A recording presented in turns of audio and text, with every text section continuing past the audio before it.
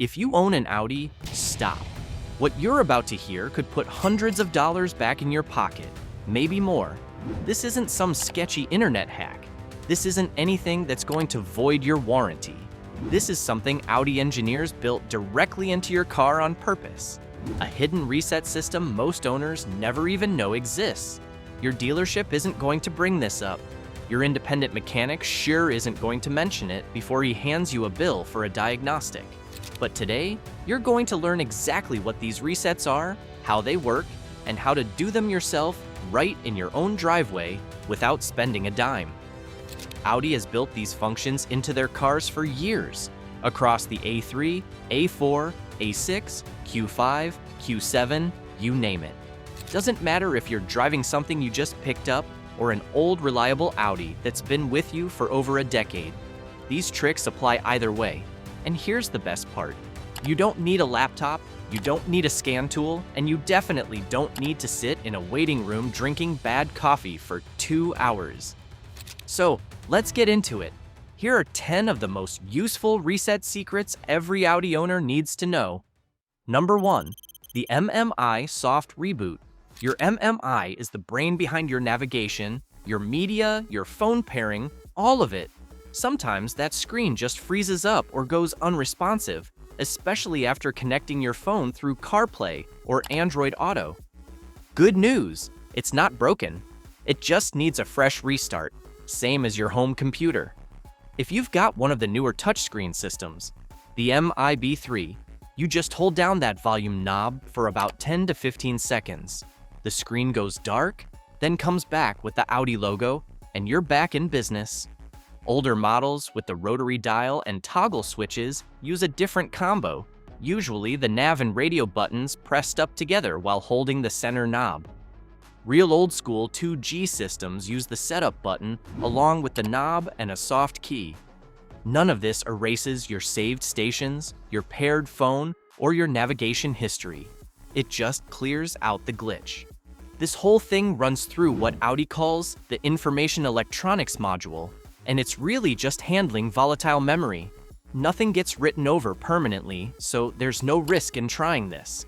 If you go through this whole sequence and the screen still won't come back to life, that usually points to a deeper hardware issue, not something a reboot alone is going to fix. At that point, it's worth having it looked at properly. It's also worth knowing this reset works the same whether your MMI freezes at home in the driveway or out on the road. Just find a safe spot to pull over first, since you don't want to be fiddling with buttons while you're driving. Before we get to the next one, if you want a more in-depth look into how your BMW or Mercedes can last 100,000, 200,000, or even 300,000 miles, these ebooks reveal the exact maintenance secrets and brand-specific strategies that every BMW or Mercedes owner should know. If you want to check them out, the link is down in the description below. Number 2. Power Window Auto Function Reset. If your windows stop doing that one touch up and down, or the anti-pinch safety feature seems off, this one's usually the fix. That happens after a battery disconnects or a voltage drop during a cold start. The door module simply loses track of where the window's top and bottom stops are. To fix it, turn the ignition on. Hold the switch down until the window's all the way at the bottom, then keep holding for another 3 to 5 seconds. Then pull the switch up until the window seals tight against the frame and hold it another 3 to 5 seconds. That relearns the full range of motion for the motor. Your one-touch function and your pinch protection come right back. Every door on your Audi has its own little control module handling this, and each one uses a small sensor that counts the motor's rotations to know exactly where the glass is at all times. Once that count gets scrambled, the whole system just plays it safe and disables the fancy features.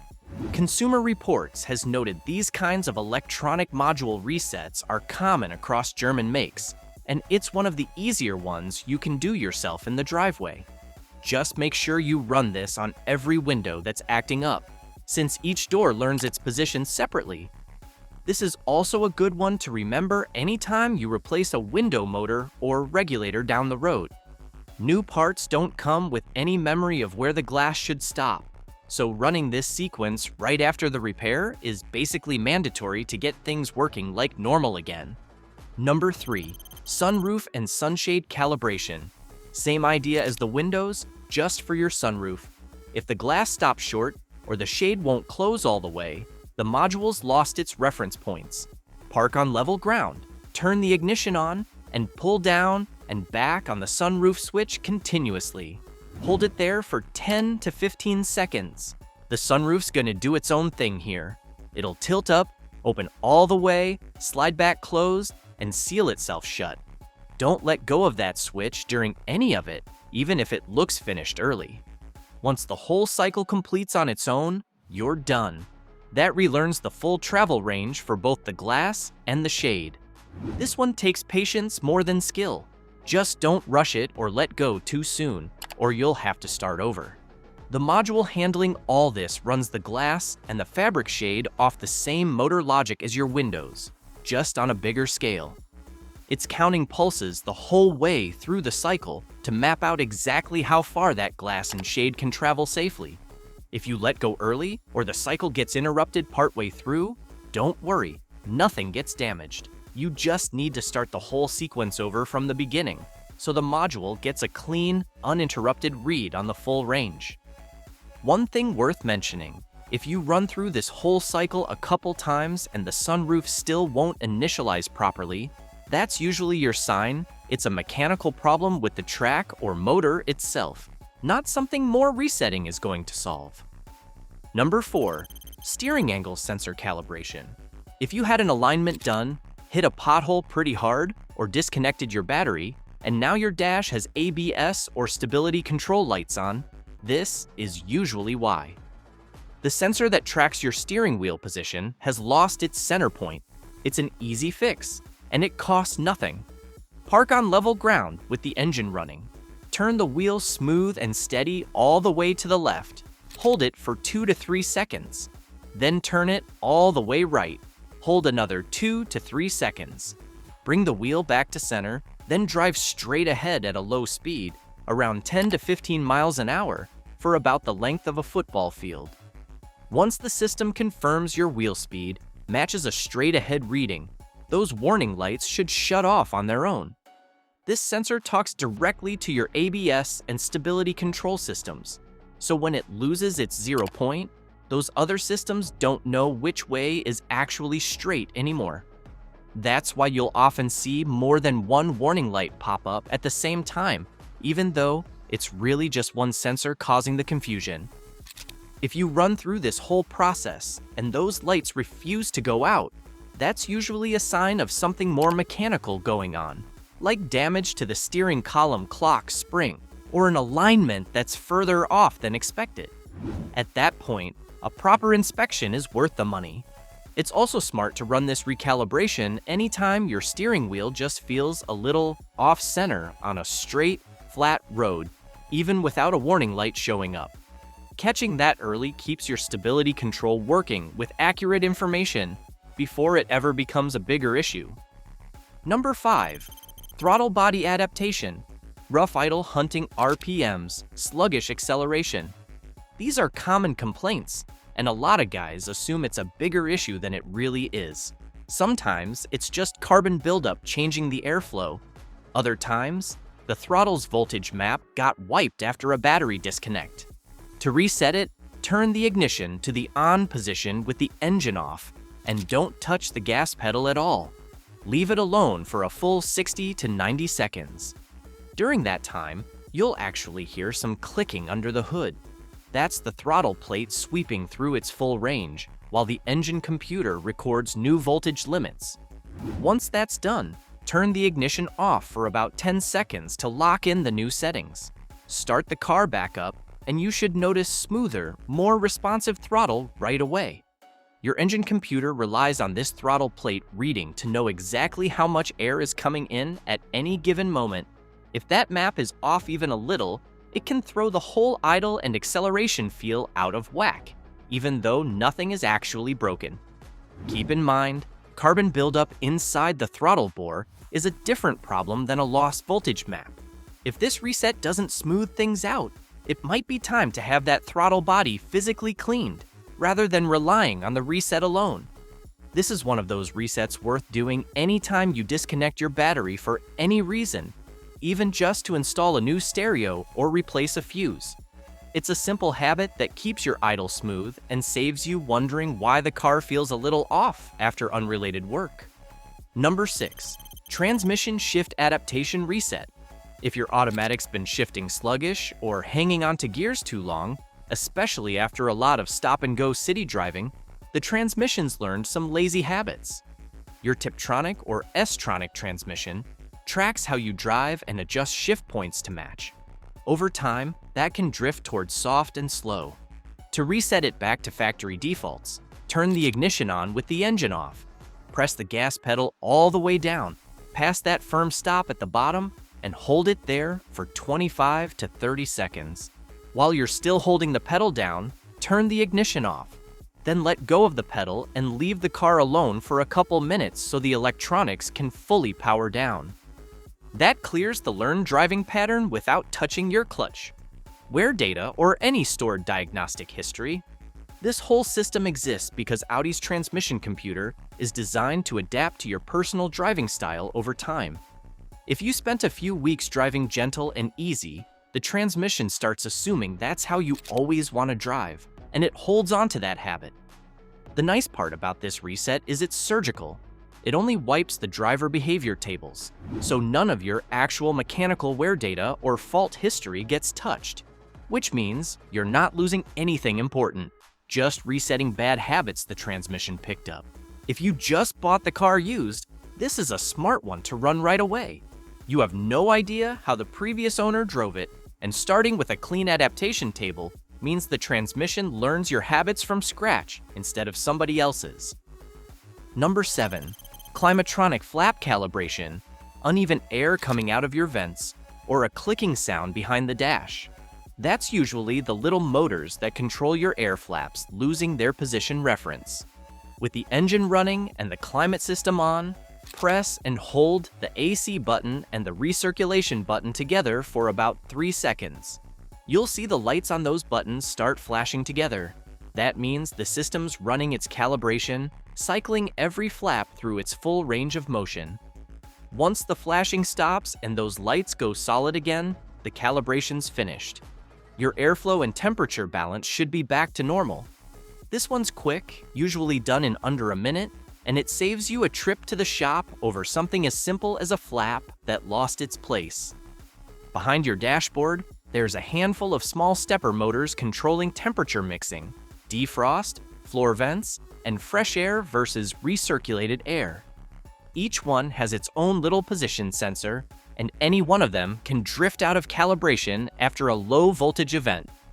Since this reset cycles every single flap through its complete range at once, you're basically getting all of them recalibrated in one shot instead of chasing down which specific vent is causing the problem. Make sure your battery is in solid shape before trying this one. These little stepper motors need steady, consistent voltage to complete the calibration properly, and a weak battery can cause the whole cycle to fail partway through. Number 8. Tire pressure monitoring reset. Audi doesn't use the pressure sensors you might be used to from other brands. Instead, it reads tire pressure indirectly, using your wheel speed sensors from the ABS system. A tire that's low on air spins slightly faster than a properly inflated one, and that's how the car figures out something's off. After rotating your tires or filling them up to the right pressure, which you'll find on the door jamb sticker, go into your MMI menu. Head to Vehicle, then Settings and Service, then Tire Pressure Monitoring. Select Store Tire Pressures. That tells the ABS module to erase its old readings and start fresh. Drive normally above 20 miles an hour for about 20 minutes, and the system will lock in new baseline readings for each wheel. This is a smart system, but it's also a simple one. It's not measuring actual air pressure with a sensor inside the tire. It's just comparing how fast each wheel spins relative to the others. So if all 4 tires happen to be low by the same amount, it might not catch it right away. That's exactly why setting your tires to the correct pressure before running this reset matters so much. If you store bad baseline numbers, the system will just think those numbers are normal going forward. This is one you'll want to run every single time you rotate your tires, swap to winter tires, or get new rubber altogether, since any change in tire size or position throws off those old baseline readings until you tell the system to relearn them. Number 9. Oil service interval reset. Once your Audi hits its scheduled maintenance mark, that reminder is going to pop up on your dash every time you start the car. Once you've actually done the oil change, you can clear it yourself. On newer I equipped models, go to Vehicle, then Settings and Service, then Service Intervals, and select Reset Oil Change Interval. Confirm it, and the counter resets to 0. Older models without that MMI menu use the trip odometer stalk instead. With the ignition off, hold that reset knob down while turning the ignition on, and keep holding until the display confirms it's reset. Either way, this only takes a minute, and it saves you the annoyance of that light nagging you every time you start the car for the next several thousand miles. This particular reset only handles the basic oil change counter, which tracks mileage and days since your last service. It's meant for exactly what it sounds like, confirming you've changed the oil. If your Audi is due for a more comprehensive major inspection, rather than just an oil change, that typically requires proper diagnostic software to clear completely. So this trick covers the most common reminder, but don't expect it to reset every single maintenance flag on the car. If you do your own oil changes at home, this one's especially useful, since you don't have a dealership computer automatically clearing it for you. Just make sure you actually change the oil first. This counter is on the honor system, and it won't warn you again once you clear it. Number 10. Full ECU power reset. This is the big one. If you're dealing with several warning lights at once, or the car's been acting strange after a jump start, this clears just about everything. Turn the ignition off completely and keep your key fob well away from the car. With the ignition off, disconnect the negative battery terminal first. That's the safety rule. Always negative before positive. Next, disconnect the positive cable so both cables are completely isolated from the battery posts. Now, take a jumper wire and connect those two disconnected vehicle cable ends together for 15 to 30 minutes. This drains any leftover charge sitting in the car's capacitors. Once that time's up, remove the jumper wire, reconnect the positive cable to the battery post first, and then reconnect the negative cable. Your modules will boot up fresh, like the car just rolled off the lot. After this one, it's smart to go back and redo your window and steering sensor resets, since a full power cycle can knock those settings loose again. This one works across every single control module in the car at once, not just one system. That capacitive discharge step matters, because simply disconnecting the battery isn't enough. There's still residual charge sitting in the capacitors on those circuit boards that need somewhere to go. This is really your last resort reset, the one you turn to when smaller individual fixes aren't cutting it. It won't touch your car's core software or erase anything permanent. It just clears out corrupted temporary data across the board, so every module starts clean. Treat this one with a little more respect than the others on this list. It touches the whole car at once, so take your time, follow the steps in order, and don't skip that discharge period even if you're in a hurry. That's 10 ways to fix your Audi without spending a dime. These aren't tricks or shortcuts. They're built into the car by the same engineers who designed it, and they work the way it was meant to work.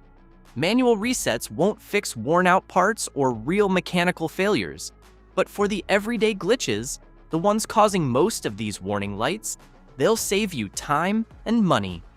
Try these before you book a shop visit. Chances are, you won't need one.